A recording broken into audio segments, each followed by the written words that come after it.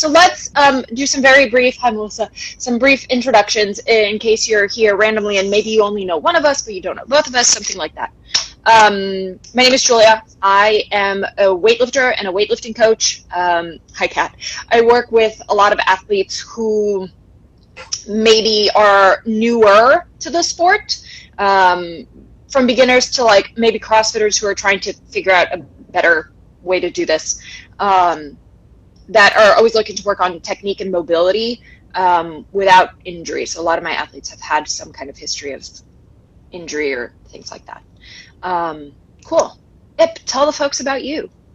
Hi, I'm Ippolita. I have known Julia since my first coaching job. Julia actually ran the apprenticeship program at Epic Hybrid Training like 6 years ago, 7 years ago, something crazy like that. It just makes me feel old when I think about that. Yeah.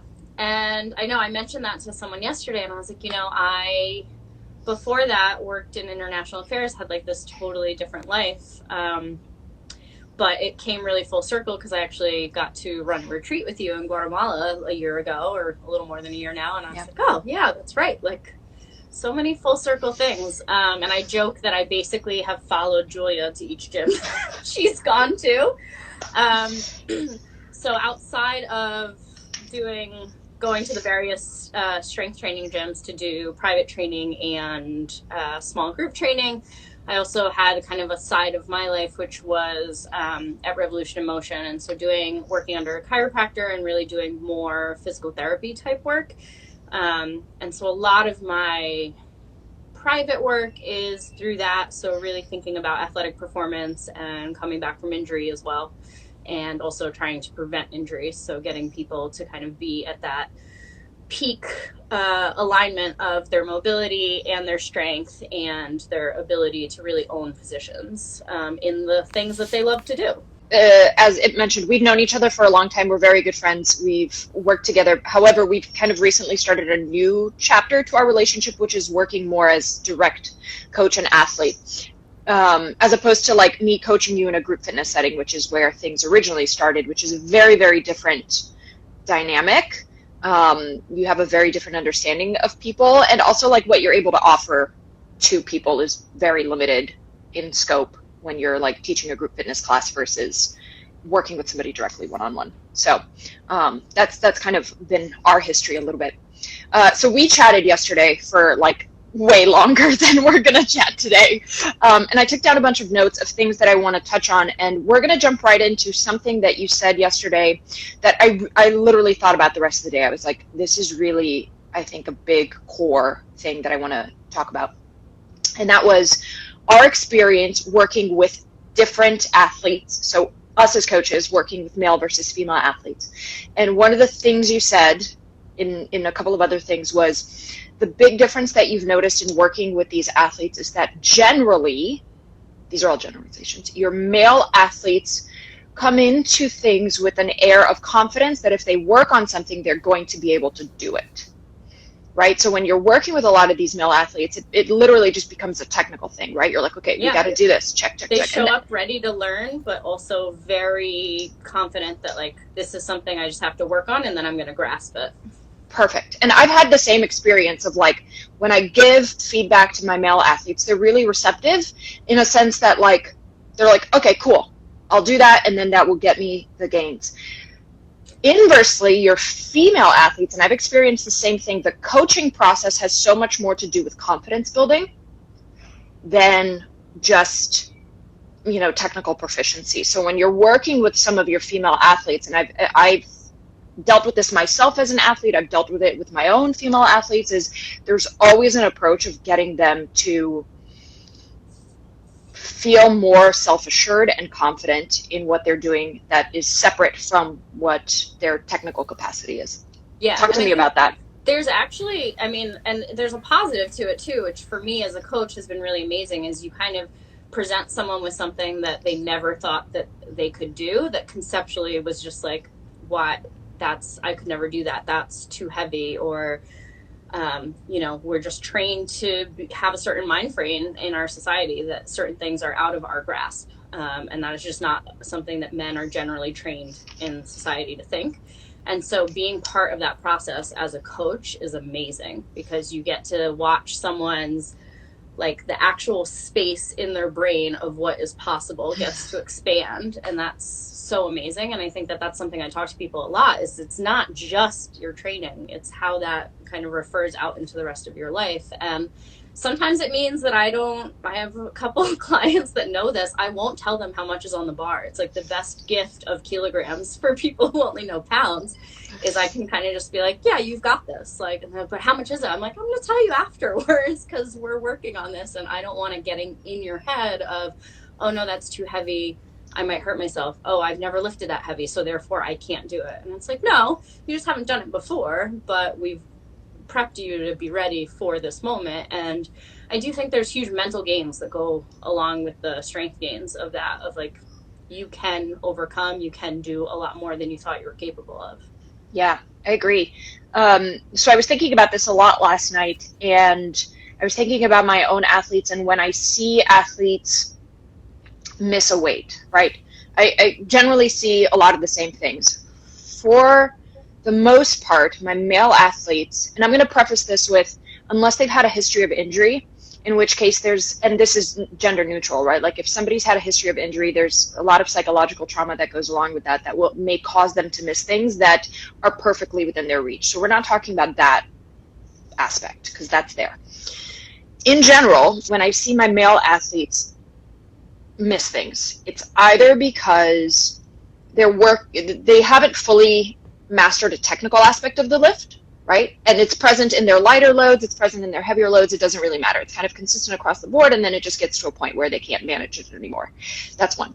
Or we're really reaching the threshold of their strength, right? So those are the two things that I see generally my male athletes miss for.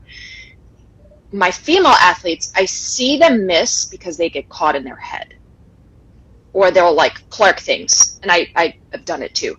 So now we start to get into. I will say Olympic weightlifting showed that side of myself that I didn't really think was still there. I'm comfortable lifting weights. I love lifting weights, but the precision of like timing and technique and really, really having to go for it. Like I've never experienced any other type of lifting other than Ollie, where it's like, if your head is not fully 100%, like, I believe I can do this and I am going to go for it, you're not making it.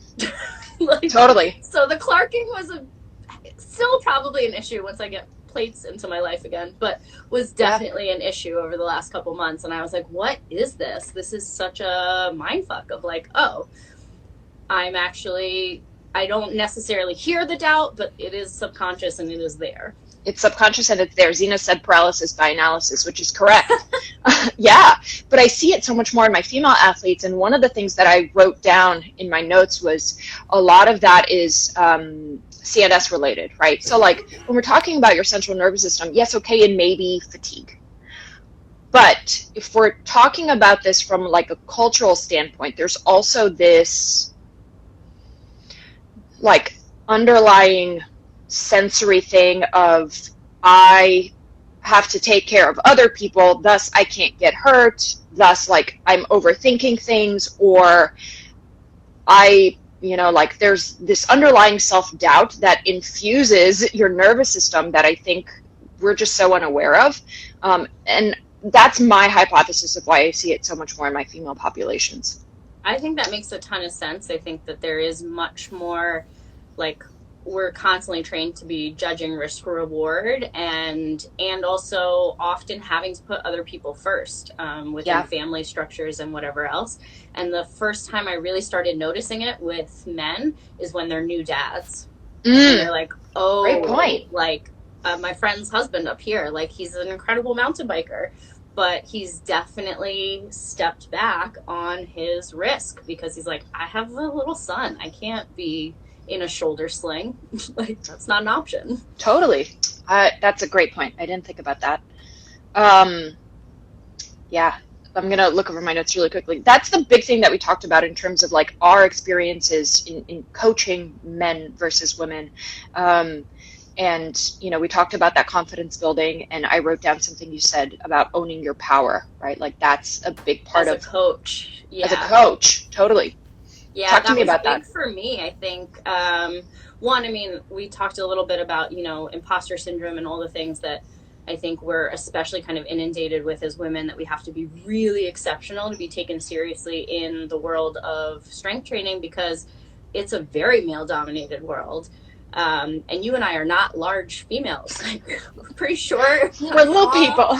And so there's definitely, I've joked that, like, yeah, you have to have a little bit of a Napoleon complex, like, of really taking up space and having presence and being very, even if it's fake it till you make it, being very confident and direct in how you speak to people, and very upfront about your knowledge base and about like who's in charge. Because if I'm coaching you and you're putting your learning and your safety and your progress into my hands, there does need to be a line, a boundary, and a level of respect and that differentiation. And so I do think, in my experience, like, I felt a lot more pressure, especially in coaching men, in that, they are a lot bigger. They're, maybe physically, muscularly, structurally stronger. And yet, I could do way more pull-ups than them and could lift more weight because I understood technique. And like, they wanted that. They wanted to learn that. And that eagerness was awesome. And it did help build my confidence.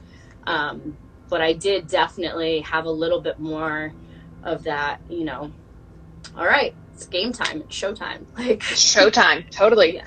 I'm gonna come back to this idea of like needing to be exceptional, because I think there's a lot to kind of dig in through that. But before we leave this idea of like what the female coaching experience is, we talked a little bit about what we're seeing in terms of representation and how hard it is to find coaching role models versus influencers, right? There's like an inundation of female fitness influencers, and very little like quality coaching.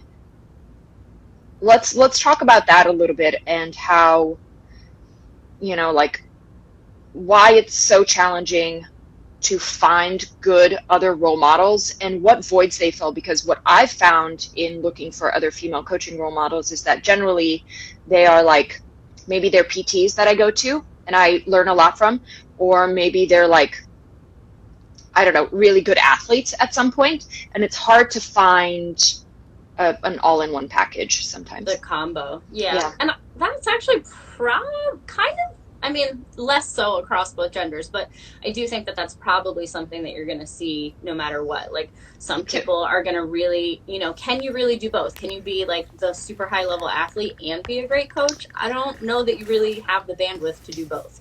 Yeah. But I do think that, especially in the world of Instagram and, influencers, really for a while, it was like the only females that were showing up on my feed that were talking about fitness were half naked, wearing lots of makeup, and like doing booty workouts. And I'm like, all right, do you, but that's also not what I want to be lumped in with when I say that I'm a strength coach, or that, I like to do, or that I did like a kettlebell competition. And like, what is the association in someone's mind if that's what they're being inundated with, of what does a female in this industry look like? Totally. And then the other side of that coin, and I've been actually really thankful for this other side of the coin, is starting to, do some homework and learn from other people and see women out there that are putting out really educational content, that are not selling their bodies, and that are really like nerding out on Instagram and sharing awesome information. I had mentioned to you, like, Michelle Bull and Katie St. Clair. Like, I really appreciate being able to see women in that position as well, who are, but like you said, like, really amazing on that coaching level and on the teaching level. And I think there is something different about understanding the athlete experience and being a really great technical coach with the knowledge that is going to be a great teacher. But then also, like, if you're really trying to be an athlete, you need someone that's going to push you. You need someone that's going to work with you on your mental game. And that is a big reason why I was like, all right, I want to work with you, and we have a relationship in a lot of different ways, but to go into that, like, no, I have a program and I have that accountability, and I'm going to get over some of my mobility roadblocks, but also some of my like mental lifting roadblocks. Yeah. So one of the things that I want to talk about is why it's so hard to find good quality female strength coach representation.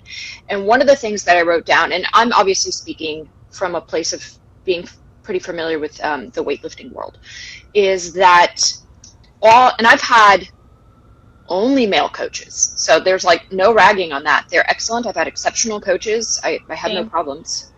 And all of them have been really great at being part of this like male coaching cohort. So they ask each other questions about their athletes. They like, I've like watched round tables with other male coaches and how they interact about their athletes. And there's a lot of really great learning that happens in that scenario. However, there's never any women on that. And I think a large part of that is, one, it kind of feels like a boys' club. And generally, you're less likely to put yourself in situations that make you uncomfortable. So, like, not only are there fewer female weightlifting coaches, but they may also not be engaging, and maybe they are at a higher level, in some of the same, like, community building activities like we're doing now that I see a lot of really high level male weightlifting coaches engaging in. So that's one, is that they're not always in the conversation.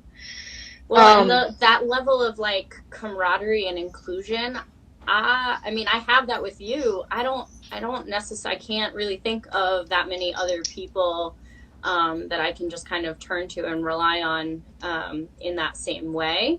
And just be like, hey, can you look at this athlete? I mean, I do think coming up through certain certifications, like over the years, there was like a certain core group of people that I was able to build those relationships with and that I'm still friends with. And like my first coach, Denzel, we'll still kind of ask each other questions, refer back and forth on particular clients and particular cases. But in general, that there is something to both spatially and like community wise of like a boys club that has that level of like, it's not even a thing to pick up the phone and ask a question. Yeah. And I think that's one of the things that perhaps limits the growth potential of some female coaches, is that they don't always feel comfortable asking questions, or don't have the people, the like social support of who to ask, right? The other thing that I was thinking about is, so I'm now we were both in New York City, but I'm still in New York City. There are, to my knowledge, no national level female weightlifting coaches. I might be wrong. I tried to look it up on USA Weightlifting, but they're like databases and up. So what ends up happening is this like chicken or the egg thing, right? Where like if you're an athlete with national level aspirations, you're looking for a coach with national level experience. So all of the athletes with that potential filter into the same coaches. Thus, those same coaches have a pool of talent that is like, can be filtered into becoming more national level coaches, right? Mm-hmm. So it's like the good athletes go to these coaches can produce more good athletes because they've got the incoming talent pool. So how does one, as, you know, a coach who doesn't have that repertoire yet, entice new athletes to be like, hey, I can help get you there. You literally just have to trust me because I'm not, you know, I haven't been there yet. And what to me is really interesting, and I'll talk a little bit about my experience here, is in weightlifting. What I've seen is like personal trainers who get a, you know, like a level 1, something like that, and are qualified to like teach movements maybe to clients. Then you've got like strength coaches who, you know, maybe have like an undergrad in sports science, something like that. Maybe they have their CSCS and like can manage athletes but aren't specific enough to weightlifters. And then the like true weightlifting coaches, the only way I've seen them get to that point is that they were, one, a high-level athlete, and then two, assisted or apprenticed under another coach. So if you're a woman, you, one, have to be an exceptional athlete to start with. Yeah. And I think more exceptional than your male counterparts. Like, not just a national level athlete is not enough. Like, you've got to be international caliber that I've seen. And then you have to have somebody to, like, I don't know, like, raise you into being a coach. So ultimately, there's a difference. And I mean, we talked about this a little bit yesterday. Like, there are some amazing female weightlifters out there. And I'm curious if, like, that circle, as they get older and, like, their athletic career starts fading, do they then start building, like, a new wave of female coaches? Because there are amazing female weightlifters right now, but we're still not seeing the coaching side. A little bit. Like, Jess Lucero recently retired and started a club. You've got, like, Caitlin Hogan. Nice. So there's a couple, but again, like, it's this generation is just starting, and most of them trained under men. So it's like you're always kind of going into it with this ideology of, like, this is what my male coach taught me. And I'm curious to see in, like, another 10 years what, you know, the new athletes coming up who were coached under female coaches, what that product is. Because right now, we don't have much to compare to. Yeah. And I think this is a sidebar, but we did kind of just, there's a little bit of a mental like training that, like, what if a female coach isn't going to be as tough on me? And totally. I really had, like, an aha moment being in Barbell Club with you, and also just, like, seeing you coach other people, that there's actually, it's the opposite. Like, if anything, I think it's not just a toughness, but it's actually an expectation. And if you hold really high expectations for your athletes, they know it, they feel it.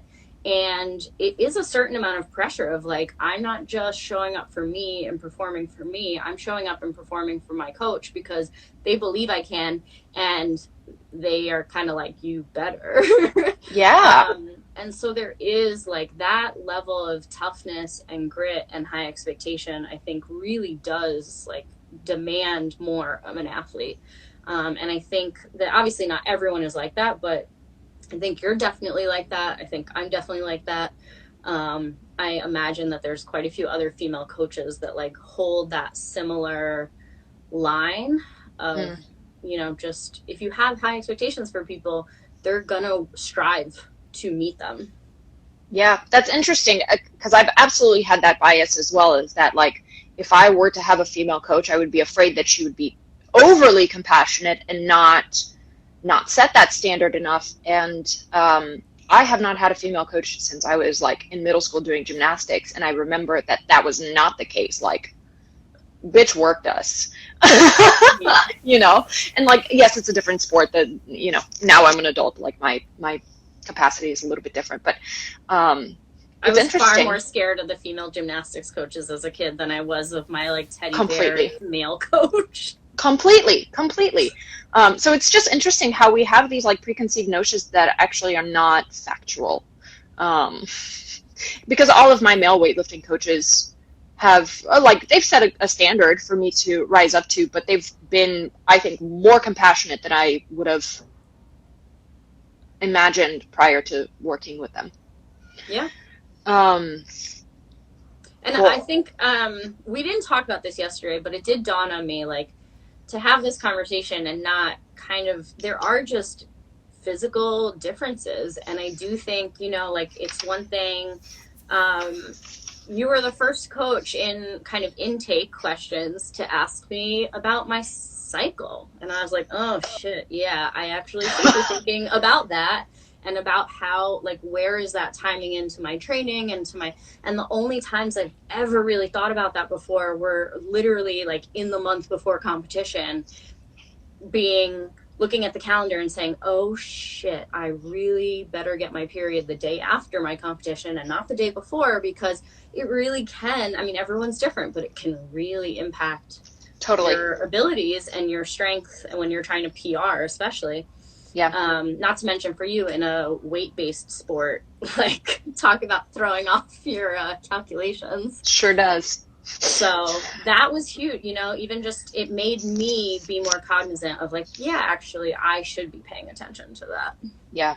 And again, you said it, every woman's experience is different, but the experience is there. You can't negate it. You can't be like, oh, well, of course, your hormones are going to be exactly the same. That's such a big part of when your strength peaks and when it ebbs, that if you don't take it into consideration with female athletes, I think there's such a huge missed opportunity there in helping them, like in knowing when to pull them back and be like, hey, we're going to take it a little bit easier this week, or we might do more like conditioning volume stuff, or we have to push strength. It just is different, and you have to, it goes into the calculation, right? So we've talked a little bit about what our experience is as coaches working in the industry, working with male athletes, female athletes. We've talked about some of the, maybe the barriers to why there's not sufficient representation in the strength world. Talk to me about, and this is kind of where we're at now, your experience, because I haven't had it. I don't know. Your experience as an athlete working with female versus male coaches. Yeah.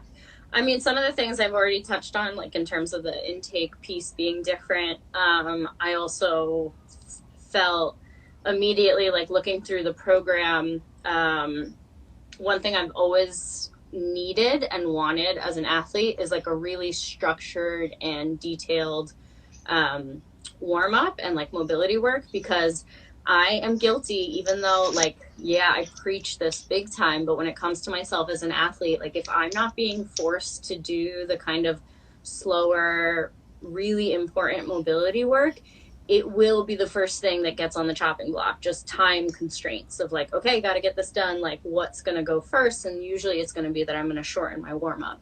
I highly don't recommend that as a coach, but as an athlete, it happens. And so I was super like grateful to have that be so specific, and programmed. And then also, cause we're doing online programming, but so the column that you have added, but that's separate between coaches' notes and athletes' notes, really helped me just be like, oh yeah, like this is a big thing when you're not doing one-on-one with someone, is that you are going to feel things and that person's not going to be there to just say, oh, like such and such was really hard. And I felt, and especially because we've talked a little bit on trying to figure out certain imbalances of like, okay, so my right big toe is not connecting to the floor. And so I'm like losing all this stability and I'm feeling more here and here. So it really helps with problem solving. Yeah. And then the app that you're using, OnForm, I thought like, I mean, I love it. I'm just nerding out so hard. I think it's so fun. There's like colored lines and also, but you're being able to really talk me through. And then I'm like, okay, like I'm going to watch this now. And then I'm going to watch it again before I go to do this lift again, because, and some of the like female specific, like you asked me in one of it, like, this is what I'm seeing, but it could be for several reasons. So what are you feeling? And I was just like, certain little things like that are super attention to detail. They're super thoughtful. And they do come back to the individual athlete experience. And I think that that's huge. Yeah. I agree. I mean, I think, again, like I have a hard time contributing to this from a non-biased perspective, but some of the things that I wrote down was that there is also, I think perhaps as a female athlete with a female coach, an easier transition into building that personal relationship was just so necessary to having a healthy athlete-coach relationship, that I think there's maybe also a little bit of that. Like there's less of this like awkward getting to know you period. And I don't know, because we've known each other for years, so it's hard to say that every you would coach have. I've worked with has been someone that I was like already kind of friends with. So, Sure. And that is for me specifically really important. I know a lot of coaches who hire coaches with online programs that they've never met before, and it's just like an Instagram, like, oh, this person does really awesome work on this skill and I'm going to hire them. And you know, maybe it's also more affordable as a coach to do, but those programs are just not going to be as individualized. No, and the more somebody knows you, I think the better they can serve you. Which is where, like, doing things like this, where people can get to know who their coaches are, is super important because, wow, I'm like really in some terrible shade right now. Oh, I was like, ooh, we got some pretty sun rays coming in. Sun rays. I think it just like everything is a relationship, right? It's all about like. You sent me that entrepreneur thing like half an hour ago, and I was like, I just have to do it really quick. And one of the questions was really about that. It was like, what are the relationships that you're most focused on? You know, is it like a one-on-one relationship? Is it getting your knowledge out to like the biggest audience possible? And I think back in the day, I used to think that way. Like, stepping stone career-wise would be like helping run certifications or running my own, something like that. And then I really realized at some point in getting to know myself was like, it's the relationships for me. It's the one-on-one and really being able to be part of someone's journey and like watch them get out of pain and watch them get strong and watch them believe in themselves and then help them tackle things that are, constantly changing. But yeah. And I think most women tend to gravitate to that, right? Like, are just generally better at investing in relationships, which when you're trying to develop athletes long term is a cornerstone, right? Like, it just is so necessary if you're going to see somebody through to a long-term goal, is you have to have a good relationship with them. So it just, I'm making a case for getting female coaches here, because like, if it's naturally a skill set that they have, one can only imagine that it will suit the athlete well. Yeah. And that having a relationship doesn't mean having someone that's going to be easy on you either. Oh, yeah. No. There's, everything is layers. Yes. Cool. Is there anything that we talked about yesterday that maybe we didn't touch on today? I'm going to set you down so I'm not holding you. I feel like we hit the points. Yeah. I feel really solid about it. Yes. The one thing that I wrote down here that I want to talk one little bit about is this idea of imposter syndrome and how your own like confidence or insecurities with being a coach manifests in your work. I definitely, I don't know. I feel like imposter syndrome has more shown its head to me recently, which is kind of fascinating because like earlier on as a coach, I was like, I'm just in this. I'm like throwing myself in. I'm going to learn everything I possibly can. I'm going to do as many certifications as I can. I'm going to apprentice. I'm going to spend time with these people.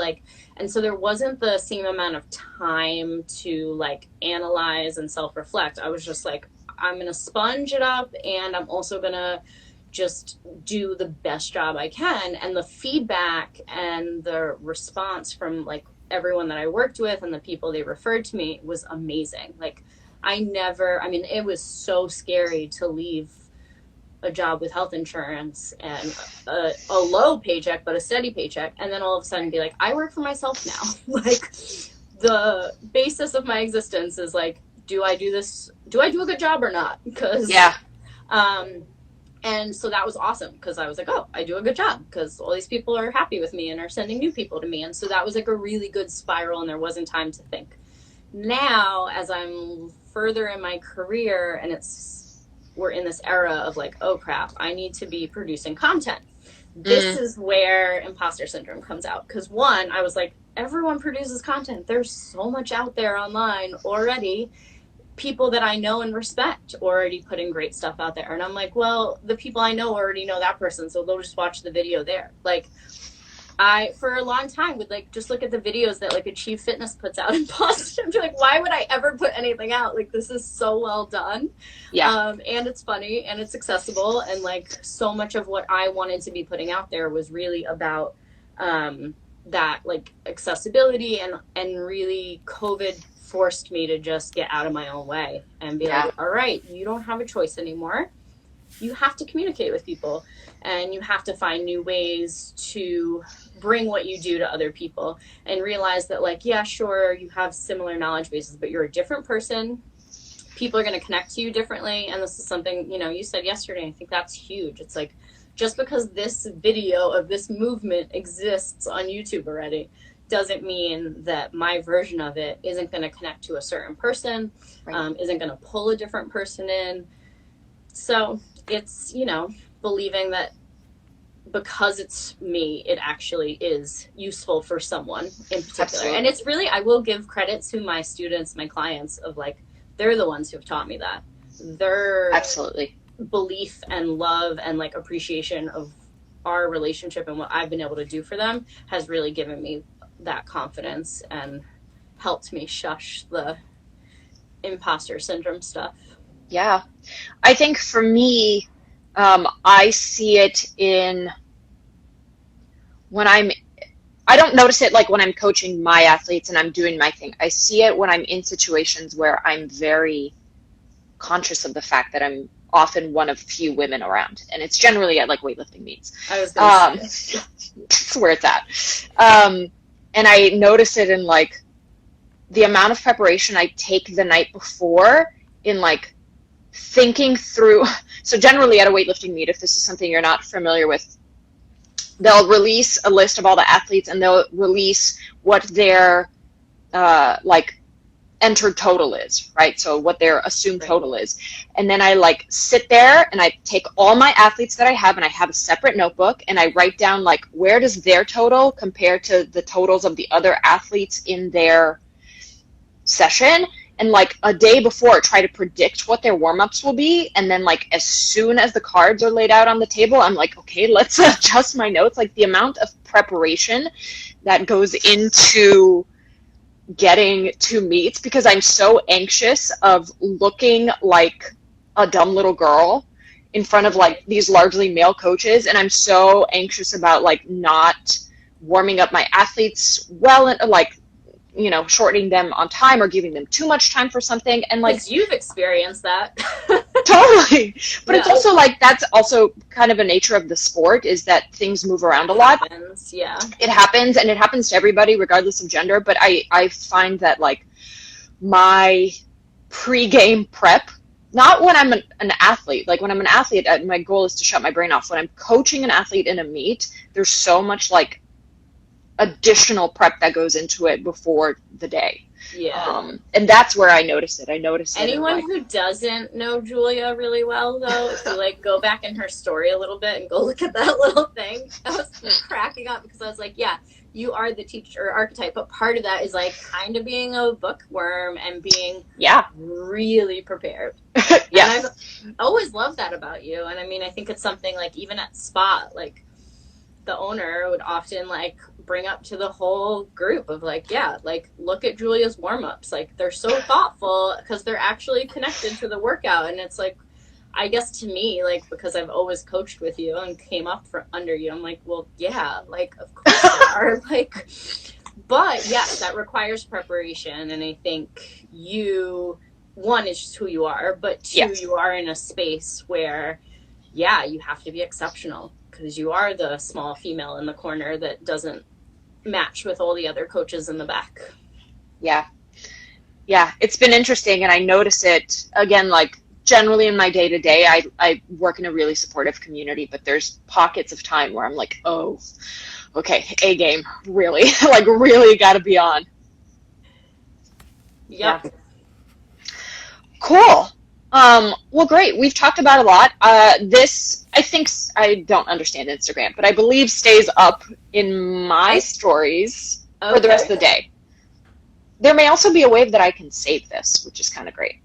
That would be awesome. I would love to post it. This was like such a great, just very us and honest and blunt, but like totally hit on so many important topics. And I think that are really useful for female athletes, but also for other, male athletes too, male coaches too, because it is a different experience. And especially in Ollie, I think, your experience shows that big time. But across the board, it's like walking into a gym many women don't feel comfortable, and there are reasons for it.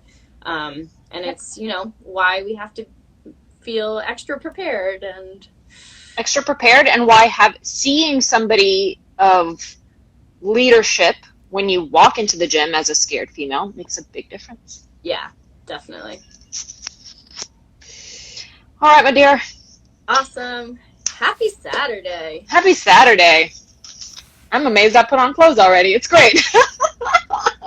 I'm going to go hike. Oh, that sounds great. All right. Guys, thanks for tuning in. Watch it later if you didn't get a chance to see the whole thing. We appreciate you. Bye. Bye.